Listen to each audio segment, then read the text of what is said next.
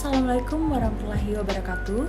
Perkenalkan, nama saya Dania Rusli, Stambuk 2018-30117.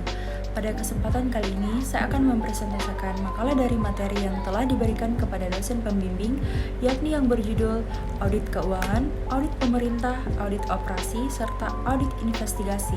Dalam hal ini, untuk memenuhi syarat tugas final dari mata kuliah Auditing 2. Sebelum masuk ke pembahasan, terlebih dahulu saya akan menjelaskan sedikit apa sih itu audit. Audit adalah proses sistematis untuk memperoleh dan mengevaluasi bukti audit objektif atas tuduhan kegiatan ekonomi dan kegiatan lainnya. Atau bisa juga peninjauan kembali data-data konkret dalam suatu laporan agar akurat. Dari audit akan mempengaruhi perusahaan dalam mengambil keputusan ke depannya. Ini sangat penting dilakukan untuk kemajuan perusahaan tersebut. Adapun tujuan audit adalah untuk menetapkan tingkat kesesuaian antara laporan keuangan dengan kriteria yang telah ditetapkan, serta penyampaian hasil kepada pengguna yang bersangkutan. Pertama-tama, kita harus mengetahui jenis-jenis dari audit itu sendiri, yakni audit keuangan, audit pemerintah, audit operasi, dan audit investigasi. Audit keuangan adalah penilaian atas suatu perusahaan sehingga dapat menghasilkan pendapatan yang independen mengenai laporan keuangan yang relevan, akurat, lengkap, dan disajikan secara wajar. Hasil dari audit laporan keuangan harus memiliki manfaat baik bagi pihak internal maupun pihak eksternal perusahaan. Selain itu, laporan audit memiliki keterbatasan tertentu dan beberapa penyimpanan dari standar laporan audit, dan audit harus mengetahui semuanya. Selanjutnya, audit pemerintah adalah di mana pemerintah daerah melaksanakan penata kelolaan keuangan yang membutuhkan suatu badan pengawas daerah untuk meminimalisir penyimpangan pengguna laporan keuangan negara yang dilakukan pihak-pihak tertentu. Dengan adanya pengawas ini, pemerintah diharapkan menghasilkan laporan audit yang berkualitas, sehingga salah satu tuntutan masyarakat untuk menciptakan good governance dan clean governance terlaksana. Audit operasi atau audit operasional merupakan audit yang dilaksanakan untuk menilai efisiensi dan efektivitas kegiatan suatu organisasi dalam prosesnya untuk mencapai organisasi tersebut. Efisiensi digunakan untuk sebaik apakah pemakaian sumber daya suatu organisasi yang digunakan untuk mencapai tujuan yang telah ditetapkan, sedangkan efektivitas digunakan untuk menilai seberapa baik kebijakan-kebijakan organisasi tersebut dalam mencapai tujuannya. Audit investigasi atau audit forensik ialah audit gabungan keahlian yang mencakup keahlian akuntansi, auditing maupun bidang hukum atau perundangan dengan harapan bahwa hasil audit tersebut akan dapat digunakan untuk mendukung proses hukum di pengadilan maupun kebutuhan hukum lainnya. Audit investigasi dilakukan dalam rangka untuk memberikan dukungan keahlian dalam proses legal, pemberian keterangan ahli dalam proses litigasi atau litigation. Selanjutnya, latar belakang audit keuangan. Yang pertama, hubungan antara akuntansi dan pengauditan. Yang kedua, asumsi yang mendasari pengauditan. Dan yang ketiga, kondisi-kondisi yang menyebabkan timbulnya kebutuhan akan pengauditan. Dan yang keempat, manfaat ekonomis suatu audit. Hubungan antara akuntansi dan pengauditan. Ada yang mengatakan bahwa auditing adalah cabang dari akuntansi, karena orang yang melakukan auditing pasti harus ahli di bidang akuntansi.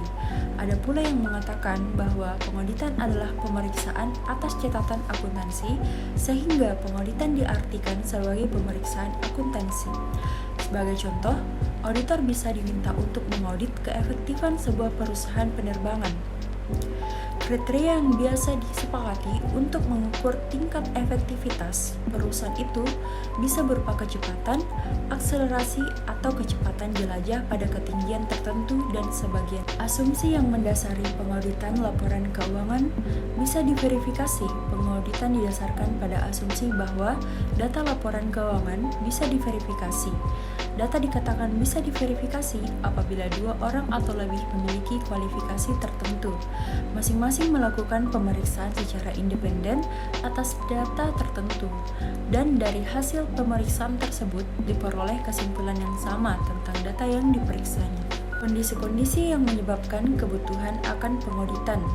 Kebutuhan akan pengauditan masyarakat yang semakin kompleks menyebabkan pengguna laporan keuangan atau pengambil keputusan ekonomi dihadapkan dengan informasi yang semakin tidak bisa dipercaya.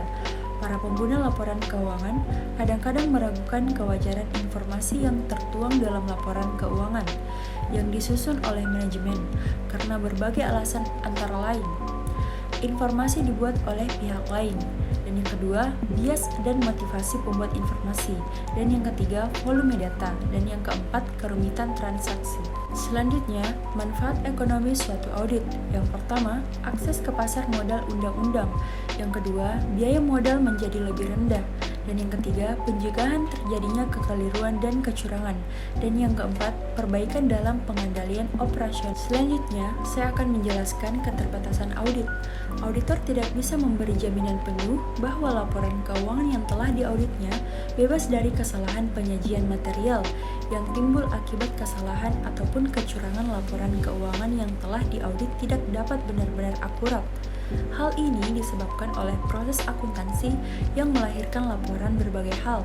Idealnya, auditor harus bisa memperoleh bukti tangan pertama untuk mendukung setiap asersi yang melekat dalam laporan keuangan, tetapi hal seperti itu kadang-kadang tidak praktis atau tidak mungkin. Adapun pengaruh pengalaman kerja auditor terhadap kualitas hasil audit pada pemerintahan daerah. Pengalaman kerja sebagai keterampilan dari seorang ahli. Ahli didefinisikan sebagai seorang yang memiliki tingkat keterampilan tertentu atau pengetahuan yang tinggi dalam subjek tertentu yang diperoleh dari pelatihan dan pengalaman.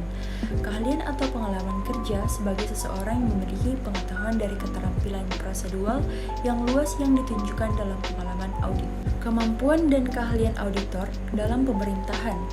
Dalam audit pemerintahan, auditor dituntut untuk memiliki dan meningkatkan kemampuan atau keahlian bukan hanya dalam metode dan teknik audit, akan tetapi dalam segala hal yang menyangkut pemerintahan seperti organisasi fungsi, program, dan kegiatan pemerintahan. Jenis audit operasional.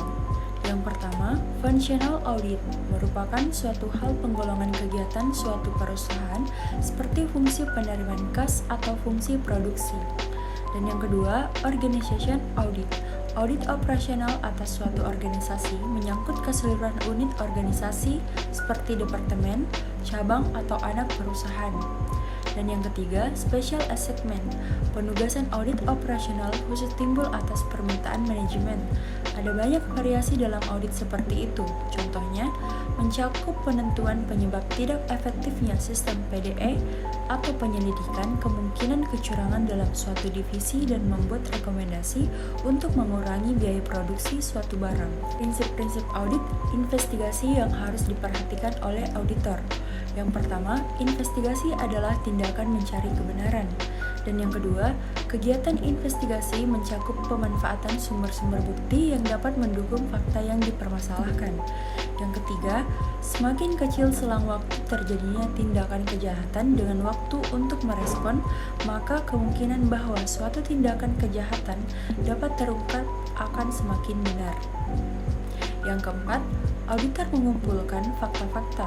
Yang kelima, bukti fisik merupakan bukti nyata. Yang keenam, informasi diperoleh dari hasil wawancara. Dan yang terakhir, informasi merupakan nafas dan darahnya investigasi.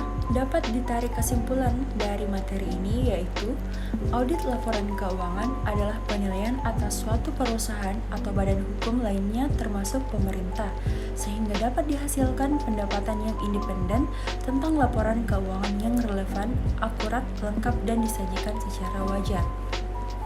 Hasil audit laporan keuangan harus memiliki manfaat baik bagi pihak internal maupun eksternal perusahaan.